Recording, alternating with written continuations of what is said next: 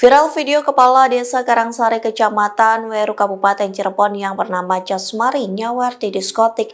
Gubernur Jawa Barat Deddy Mulyadi memberikan peringatan dan meminta Kades Jasmari diperiksa. Sementara Kades Jasmari mengakui kesalahannya nyawer di diskotik.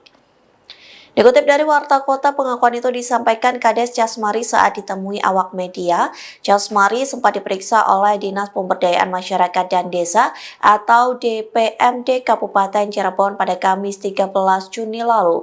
Selesai pemeriksaan, Kades Jasmari enggan menjawab pertanyaan wartawan. Ia pun langsung keluar melalui pintu belakang kantor DPMD Cirebon. Saat dimintai konfirmasi, Kades Jasmari hanya menyampaikan penyesalannya secara singkat.